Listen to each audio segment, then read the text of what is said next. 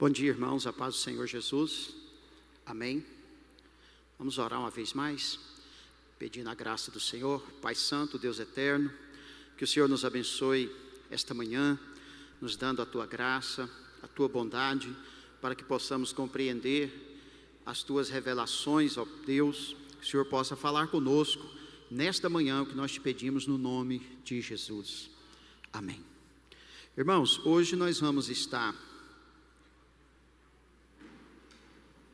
O pastor Célio está avisando, irmão, que tem as revistas, tá? Tem algumas aqui ainda. Se você quiser, procure ele aqui. Obrigado. Hoje nós vamos estar começando aí na nossa revista, aonde vamos falar sobre o Tribunal de Cristo, página 25. O Tribunal de Cristo e as bodas do Cordeiro. É um assunto muito interessante, diz muito respeito à nossa vida ministerial, de trabalho, nossa vida de cristão, aquilo que nós fazemos para Deus, né?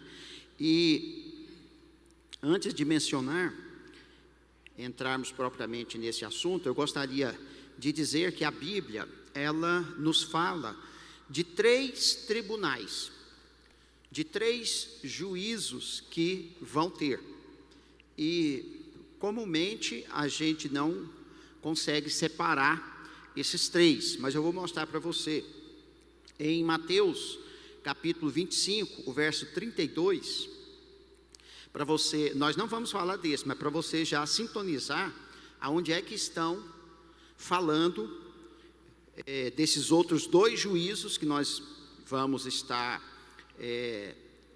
não vamos estar vendo ele, porque nós vamos falar do Tribunal de Cristo, mas existe o juízo do trono branco, tá? Que é outro julgamento, e existe esse aqui, que é o julgamento das nações. Eu vou dar uma breve explicação sobre eles, nós vamos entrar no assunto que é o tema nosso hoje. Em Mateus, no capítulo 25, no versículo 32, esse capítulo, ele segue o capítulo 24. Na verdade, esse sermão profético, ele começa de fato no capítulo 21 de Mateus. O assunto ali, mesmo que termina capítulo 22, 23, o assunto é um só, a temática é um só. Está dividido em capítulos e versículos, mas isso foi feito posteriormente, né? No original não tem essa divisão.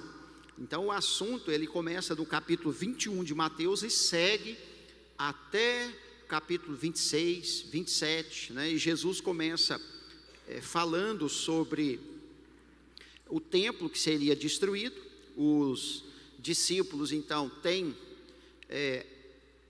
necessidade de maiores explicações, então Jesus começa a dar essas explicações, como já foi citado aí em algumas semanas para trás. Ele responde às 3 questões que os discípulos perguntam sobre o final dos tempos, né? E termina o capítulo 24, entra no capítulo 25, e aqui, essa parte já é uma parte que já está tratando antes de Jesus vir para implantar o milênio. E diz assim o texto: todas as nações se reunirão diante dele, e ele separará uns dos outros, como o pastor separa dos bodes as ovelhas. Ele colocará as ovelhas à sua direita e os bodes à sua esquerda. Então dirá o rei aos que estiverem à sua direita: vinde, benditos de meu Pai, possuí por herança o reino que vos está preparado desde a criação do mundo.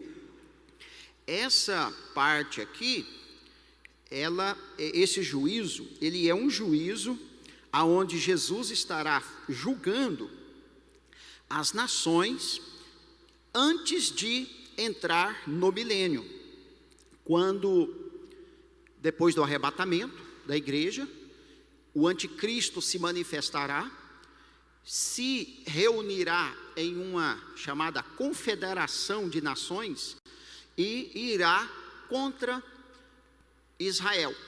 se levantará contra Israel, porque Israel então irá reconhecer que o anticristo não é o Messias e não aceitará. E essa confederação de nações então irá se juntar ao anticristo e se levantará para derrotar, destruir Israel. E nesse momento aqui desse juízo, então, é quando Jesus virá e ele vai julgar essas nações que se levantaram, aliaram ao anticristo, né, e se levantaram contra Israel. Então esse é um juiz das nações. Por isso que eu disse, tem o juiz, esse juiz das nações, tem o juiz do trono branco, que o juiz do trono branco está em capítulo 20 de Apocalipse, verso 11, capítulo 20 de Apocalipse. E essa confederação de nações que irá se levantar contra Israel, sabe onde é que ela, segundo os estudiosos, e até mesmo pela palavra bíblica, que são o que vai liderar, o reino que irá liderar, é um descendente dos filhos de Noé, Jafé, será exatamente lá na Rússia. A palavra que é chamada na Bíblia, em Ezequiel, é a guerra de Gog e Magog. Já leu, né? Guerra de Gog e Magog. Essa região de Gog e Magog é exatamente a região onde hoje é a Rússia. Só que quando Ezequiel recebeu a profecia, esse lugar tinha outro nome, que era o rei de Gog e o rei de Magog.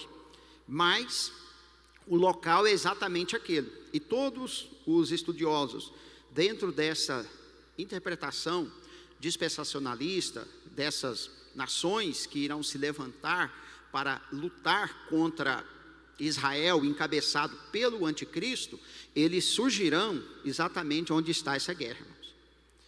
Irá, por exemplo, quando a besta que sai do mar, lá em Apocalipse 13, que é o anticristo, a besta que sai do mar é o anticristo, a besta que sai da terra é o falso profeta.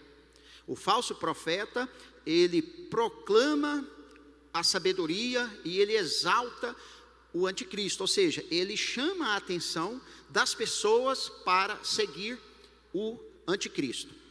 Esse anticristo, lá o texto diz que ele tem 7 cabeças e ele tem 10 chifres. Chifres simboliza poder. Chifre é poder. Quando a Bíblia fala de chifre, significa poder. E diz que um desses chifres será quebrado. Mas, e no caso nós estamos analisando politicamente. Então, um desses reis, desses chifres que serão reis, dirigentes políticos, irá ser ferido. Só que ele se recuperará maravilhosamente. Então, olhando pelo lado político, significa um rei que irá sofrer uma derrota, mas ele se recuperará através do poder do anticristo de uma forma tal que todos vão admirar o que o anticristo está fazendo, com o poder que ele terá, porque ele conseguiu sobressair, e ele chamará a atenção de todos, e as nações, as pessoas vão dizer assim, quem é como o anticristo? Né? E olhando pelo lado político de tudo que nós estamos vendo hoje, sim, é um prenúncio, né? Até 2020, antes de começar a pandemia, isso aqui só para nós contextualizarmos e vermos que a escatologia é algo atual, né? Antes de ter a pandemia, a gente ficava assim, olha, acontecerá um evento mundial que vai envolver todas as nações. De repente veio a pandemia e a Bíblia fala de pragas que iriam surgir grandemente, matar milhões de pessoas. E agora, do nada, né, a Europa, que não tem guerra desde a Segunda Guerra Mundial, acontece esta guerra, e justamente liderada por Putin, que é lá da Rússia. Segundo os estudiosos, e até agora, não é esse momento.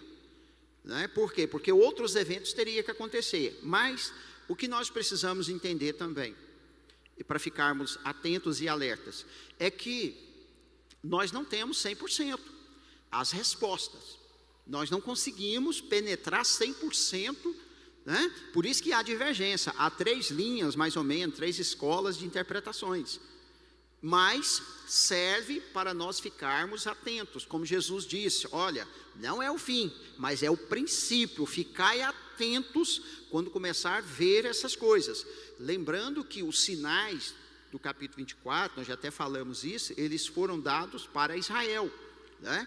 Mas nós também observando em outras pontos de profecias, como as 70 semanas de Daniel, sim, nós poderemos ficar alertas, né, apercebidos, não dentro desta visão com medo de alguma coisa, mas saber que está próximo então o arrebatamento da igreja, tá? Aí o juízo aqui de capítulo 20, veja aí no capítulo 20 de Apocalipse, o versículo 11, que João diz assim: então vi um grande trono branco, e o que estava sentado sobre ele, da presença dele fugiram a terra e o céu, e não se achou lugar para eles. E vi os mortos, grandes e pequenos, que estavam diante do trono, e abriram-se livros, abriu-se outro livro, que é o da vida. Os mortos foram julgados pelas coisas que estavam escritas nos livros, segundo as suas obras. O mar entregou os mortos que nele havia, e a morte e o além deram os mortos que neles havia, e foram julgados, cada um segundo as suas obras. Então a morte e o inferno foram lançados no lago de fogo. Esta é a segunda morte. E todo aquele que não foi achado escrito no livro da vida foi lançado no lago de fogo. Esse juízo aqui, ele é chamado de juízo do trono branco. Esse juízo aqui, ele vai acontecer depois do milênio, tá? Depois do milênio. E, segundo esta interpretação também, não estará sendo julgado nele a igreja e nem pessoas salvas. O juízo do trono branco é um juízo de condenação, tá? A diferença também é essa. O juízo do trono branco é um juízo, na verdade, segundo os estudiosos, assim, é um juízo de constatação, né? Por quê? Porque as pessoas que estarão participando do juízo do trono branco, os seus nomes não estão escritos no livro da vida. Então isso já é o sinal da sentença de que essas pessoas não são salvas. E todos que não estiverem com os nomes escritos no livro da vida, então será lançado agora. Aqui sim é o juízo chamado final. Por quê? Porque é o último, acabou. A partir disso aqui é eternidade para sempre. Então quem foi salvo estará com Cristo eternamente, quem não foi estará separado eternamente, né?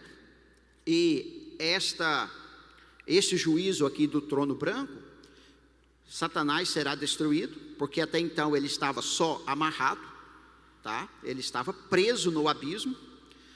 O falso profeta e o anticristo, as duas bestas, já quando Jesus vier para implantar o milênio, eles já serão lançados no lago de fogo. Os dois, o lago de fogo, eu vou numa próxima aula, nós vamos estar falando sobre o inferno. O lago de fogo, propriamente dito, é ele que é o lago, é ele que é o inferno que nós conhecemos. Quando nós usamos a palavra inferno, e que as pessoas vão para o inferno, segundo a Bíblia, não tem ninguém no inferno ainda, porque o verdadeiro inferno, a Bíblia chama ele de lago de fogo, Guiena. Lá nesse lago de fogo é o juízo final de Deus. Não tem ninguém lá ainda, não tem ninguém. Quem morre hoje em Cristo, ele está esperando, ele é o chamado estado intermediário, ele está no paraíso, já junto com Cristo, esperando chegar esse momento. Por quê? Porque o corpo está aqui e ele está lá só em espírito. E os mortos que morrem já sem salvação, também já estão no lugar chamado Hades. E o Hades, ele não é esse inferno de fogo. Ele é também, assim como nós, os que morreram em Cristo, ainda não está completamente no céu, não está porque ainda o corpo ainda está aqui, não houve a ressurreição. Então quem morre também sem Cristo, ele ainda não foi lançado no lago de fogo. Mas, segundo todas as interpretações, quem já morre em Cristo já está desfrutando de paz, de gozo e de alegria. Ele já sabe que ele está salvo. E quem morreu sem Cristo também já sabe que está condenado, né? E uma base que nós vamos estar trabalhando para isso, o estado intermediário, é a parábola do rico e do Lázaro, que Lázaro já estava no seio de Abraão, que é o local chamado hoje de paraíso, né?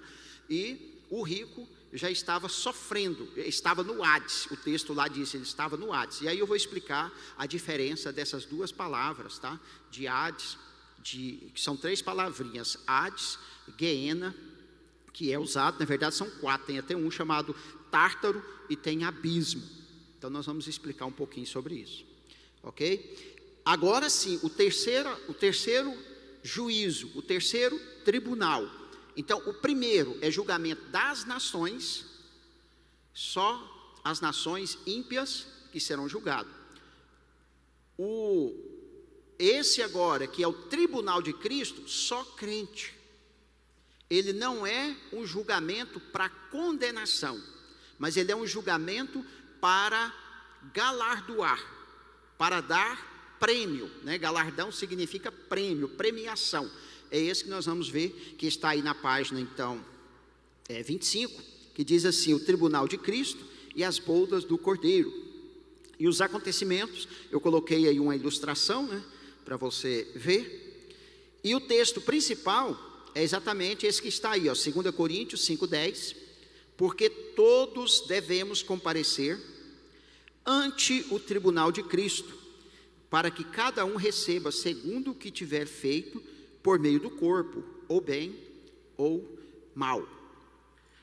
O significado do tribunal, existem 2 palavras então traduzidas por tribunal no Novo Testamento. A primeira é criterion, que é uma forma judicial. Esse tribunal, criterion, ele é sim um tribunal, como um tribunal forense, é um tribunal de condenação. Mas a outra palavra, que é bema, essa segunda palavra, é um tribunal de premiação. Segundo os estudiosos, essa comparação, ela foi feita baseada nos Jogos Olímpicos que existia, aonde os atletas eram premiados, recebiam ali os seus prêmios. Então o nome desse tribunal era esse bema. E a base da avaliação do bema de Cristo será obras, ou seja, será uma manifestação pública, demonstração ou revelação do caráter, das motivações essenciais do indivíduo. O juiz será Cristo. 2 Coríntios 5:10 deixa claro, né, que esse exame é conduzido diante da presença do Filho de Deus, porque todos devemos comparecer ante o tribunal de Cristo. E a salvação não está em questão. Ou seja, aqui nós vamos adentrar no nosso slide, para ficar melhor para nós estarmos. Deixa eu pegar aqui já no ponto onde nós paramos.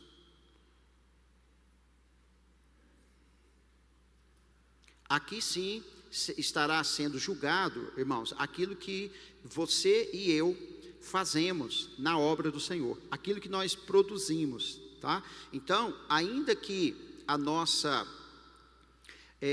salvação, ela não depende de obras, a nossa salvação, ela é gratuita, pela fé em Jesus Cristo, mas nós vamos prestar contas a Deus daquilo que nós fizemos depois que recebemos a fé.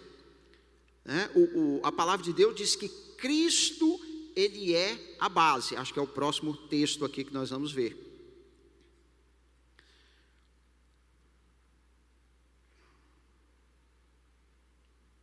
A salvação não está em questão, a salvação é ofertada ao crente.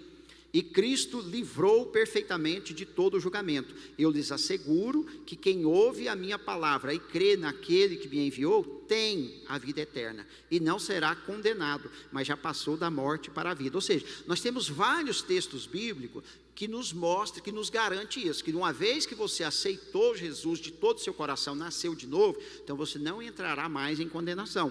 O nome estará escrito no livro da vida. Isso é a garantia da nossa entrada, então, no céu, na salvação. O julgamento é o que fizemos ou deixamos de fazer com os dons e talentos que nos foram confiados depois de salvos.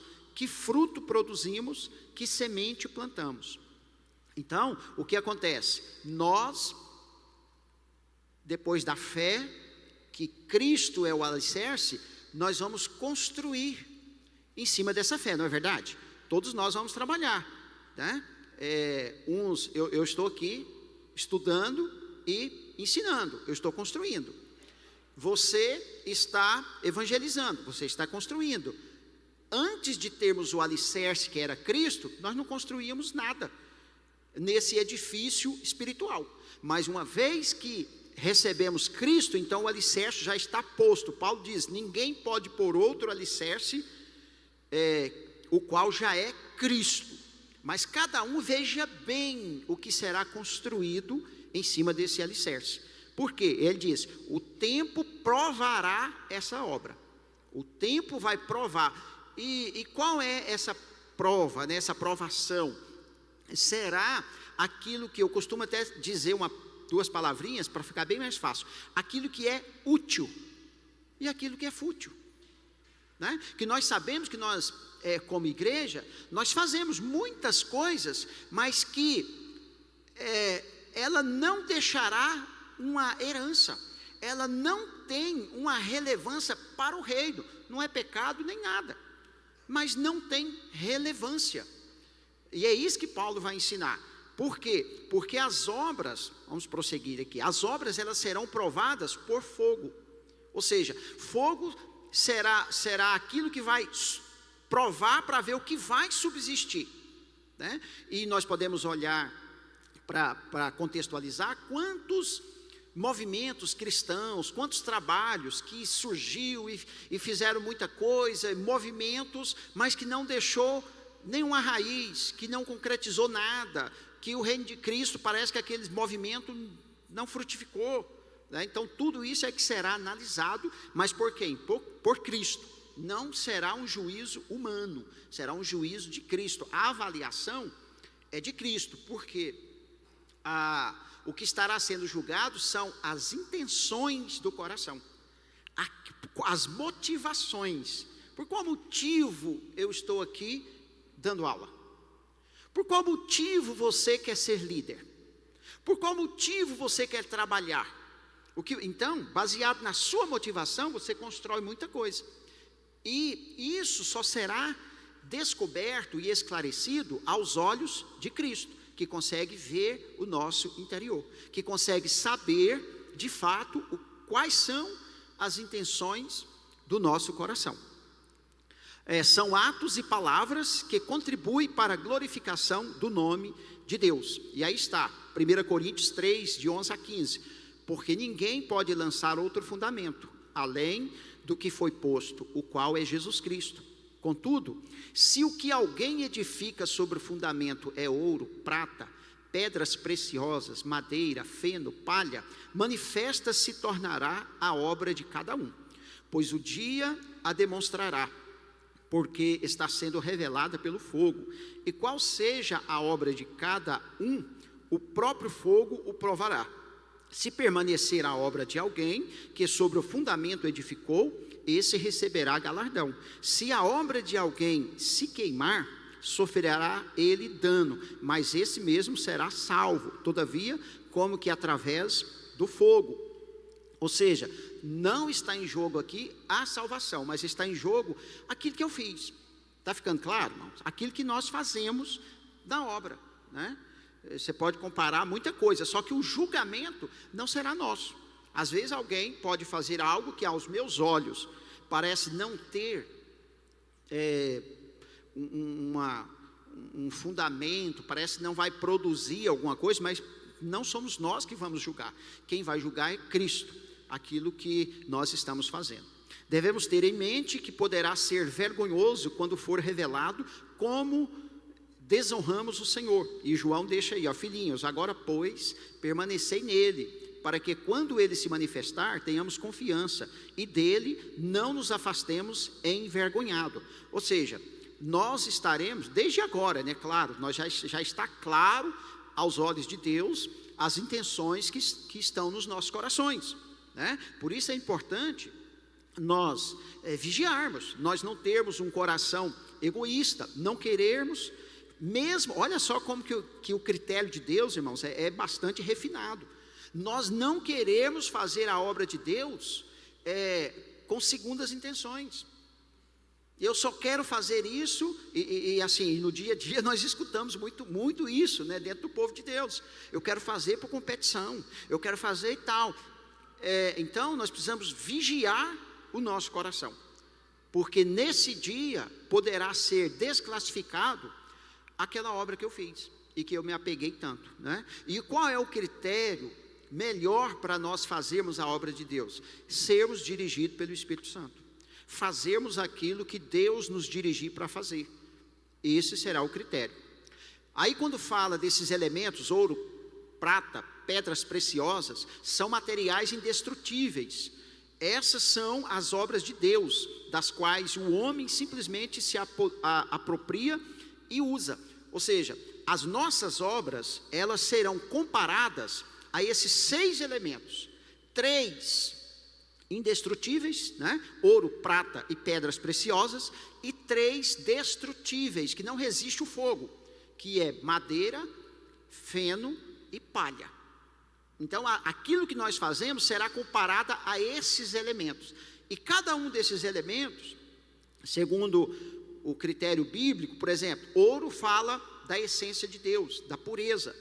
Então, o galardão ou a obra que eu faço para glorificar a Deus, ela é comparada como ouro.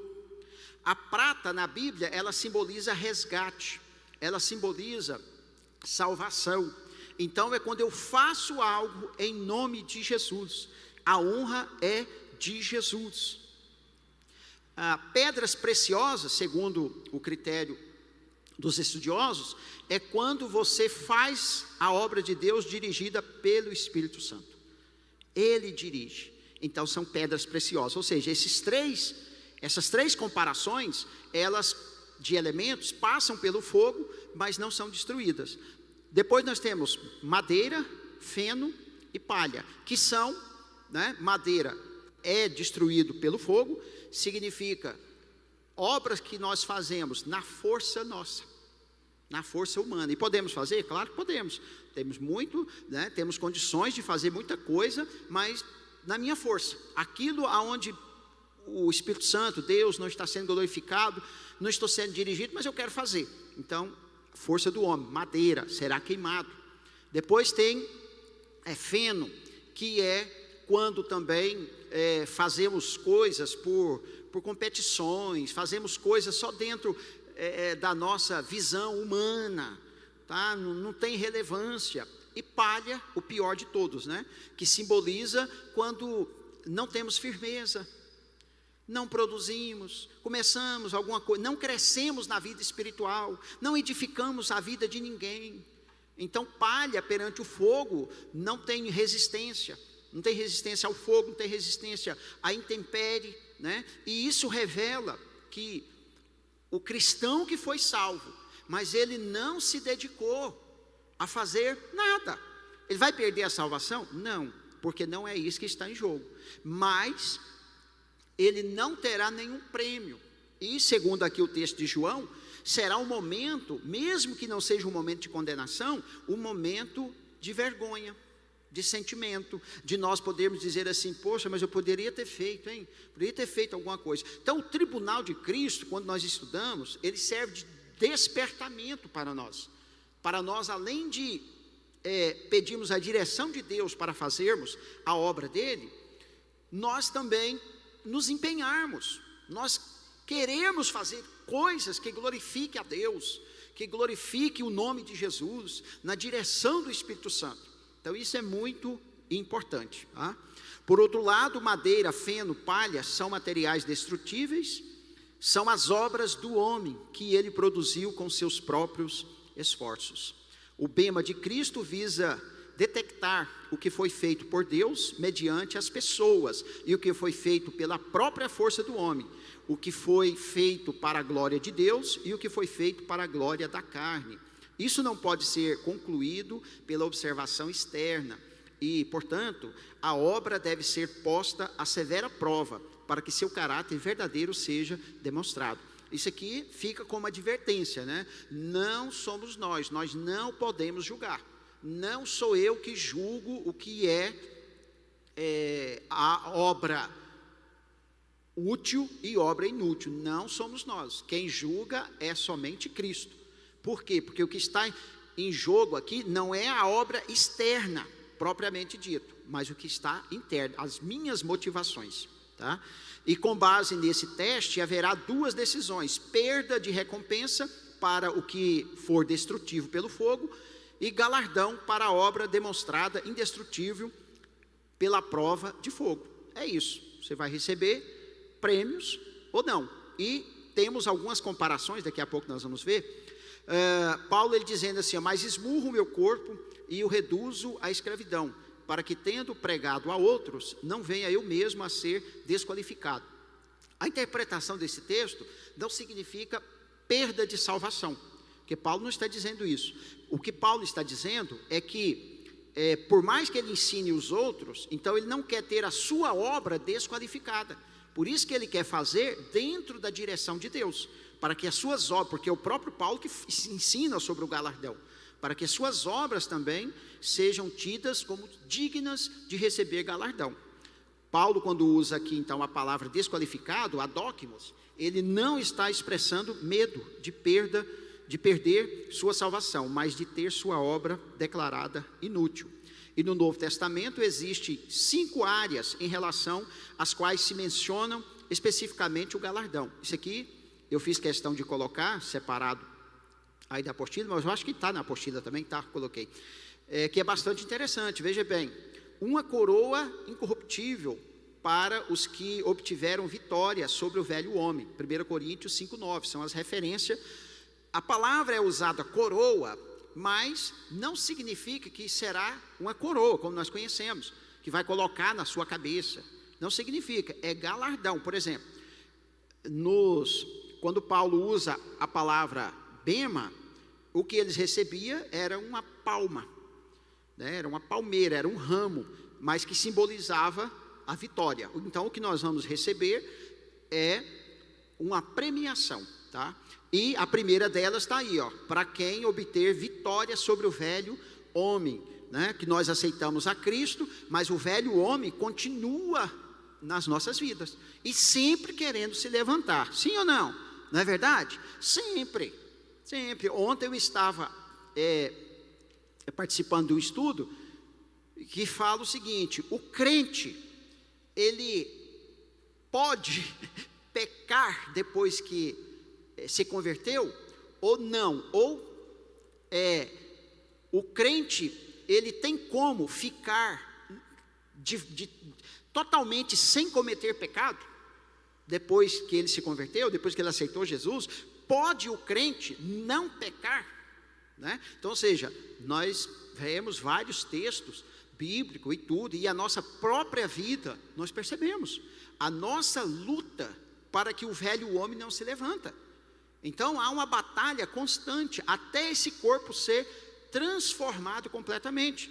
Mas, segundo o que nós entendemos, não há possibilidade do cristão ficar sem pecar, porque o pecado, ele é a natureza caída. E quando nós aceitamos Cristo, a natureza divina vem fazer parte, mas a natureza caída continua. Por isso que nós precisamos dar lugar ao homem espiritual, para que o velho homem não se levanta. E aqui o texto diz que quem vencer o velho homem, não deixar ele estar se levantando, né? Receberá uma coroa. Depois, segundo, uma coroa de alegria para os ganhadores de almas, né? Você que é ganhador de alma, terá uma coroa de alegria. Uma coroa de vida para os que suportam a provação. Então, se você é crente, cristão, honra o nome de Deus, você passa por provações, mas você resiste, você também receberá galardão por isso, uma coroa, né? E uma coroa de justiça para os que amam a vinda do Senhor, para os que amam a sua vinda. E 5, uma coroa de glória para os que dispuseram a apacentar o rebanho de Deus. Amém, irmãos? Então, nós precisamos conhecer todas estas revelações de Deus, né?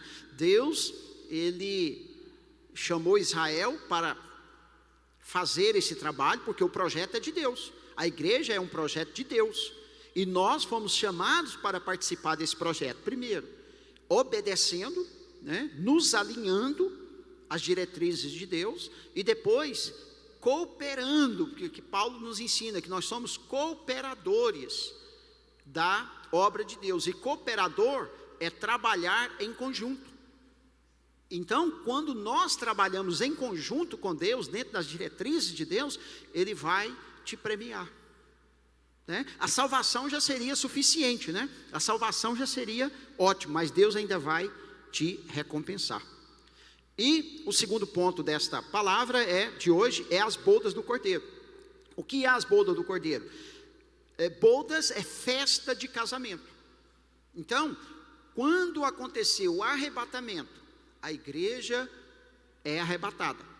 Os mortos em Cristo ressuscitam, a igreja, os que estiverem vivos, os seus corpos serão transformados em um corpo glorioso, subiremos, encontraremos com o Senhor nos ares. Cristo nesse momento não desce na terra, e nós ficamos lá. Nesse momento dos 7 anos, lá no céu, antes das bodas do Cordeiro, acontece então o tribunal de Cristo. Então, você vai para a festa das bodas, que é o casamento da igreja, né, a noiva com o noivo, você já vai felizão, né, pelos galardões que você recebeu, né? Não é bom quando você ganha um presente, por exemplo, né? Quem gosta aí de terno, ganha um terno novinho, aí tem uma festa na igreja, você usa aquele terno, você vai todo feliz, né? Lá da mesma forma. Então, assim que acontecer o tribunal de Cristo, o julgamento, nós vamos entrar então para a festa das bodas do Cordeiro, que é o encontro propriamente com Cristo, né? As bodas devem ocorrer entre o tribunal de Cristo e a segunda vinda. Então, antes de Jesus vir, há então essa festa das bodas. E a Bíblia revela também que essa festa é o Cristo recebendo a noiva, é o presente que ele está recebendo, sabia? Nós somos o presente que Deus deu para Cristo, porque Cristo sofreu para nos comprar, então nós pertencemos a Ele. Esta festa será esse momento em que Cristo estará recepcionando a sua noiva. As bodas devem ocorrer entre o tribunal de Cristo e a segunda vinda. O local das bodas, o céu. Os participantes das bodas, Cristo e a igreja. Então, os convidados aqui são bastante restritos, né? Regozijemo-nos e alegremo-nos e demos-lhe glória, porque vindas são as bodas do Cordeiro, e já sua esposa se aprontou, e foi-lhe dado que se vestisse de linho fino, puro e resplandecente, porque o linho fino são a justiça dos santos. E disse-me: escreve, bem-aventurados aqueles que são chamados à ceia das bodas do Cordeiro, né? Então, bem-aventurado aqueles que vão participar. Por quê? Porque são esses que são salvos. Só estarão na festa os que são salvos, a noiva de Cristo. Estamos chegando aqui ao final desse tema. E a conclusão, o fato de que cada cristão está diante de Deus, no tribunal de Cristo, prestando contas a Ele, deveria nos estimular a sermos fiéis e a direcionar as prioridades da nossa vida de acordo com a avaliação que nossos atos terão diante da eternidade. Uma coisa é bem certa: nesse julgamento a alegria será preponderante, já que teremos parte na vida eterna e estaremos vendo o Senhor face a face, adentrando a indestrutível glória eternal. Então, ou seja, a partir desse momento que nós estivermos lá nessa festa, aqui na terra estará a grande tribulação, que na próxima aula nós vamos começar a falar sobre ela. E depois dessa festa, que será a segunda parte da 70ª semana, né, dos 7 anos, ou seja, os 3 anos e meio final, então Cristo descerá junto com a sua igreja. Cristo virá e nós estaremos com Ele, amém, irmãos? Desceremos com Ele nos ares. E Cristo, Ele, nesse momento é que Ele vai julgar as nações, que é aquele segundo juízo que eu falei de Mateus 25. Ele vai julgar as nações, vai prender o falso profeta e o anticristo, vai, na verdade, nesse momento não vai prender esses dois, vai matar, porque já vai ser lançado no lago de fogo. Vai ser preso, é o diabo, Satanás, será preso por 1000 anos. Todos os ímpios, nesse momento, morrerá. Todos os ímpios morrerá antes de implantar o milênio, e nós já estaremos com os corpos glorificados, tá? E o milênio será implantado, segundo aqui a visão pré-milenial. Cristo implantará o seu reino aqui na terra, Ele governará, e Ele também designará a igreja para fazer parte desse governo.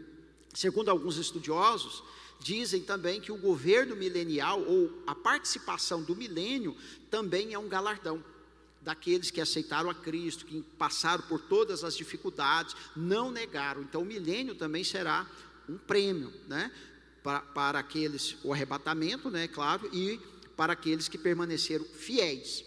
Somente depois do milênio, quando Satanás novamente será solto, aí sim vem o terceiro julgamento, que é o julgamento do trono branco, ou chamado juízo final, tá? É isso que nós vemos plenamente nas Escrituras, tá? Revelado sobre esses julgamentos. Como do tribunal de Cristo, o que isso pode nos despertar?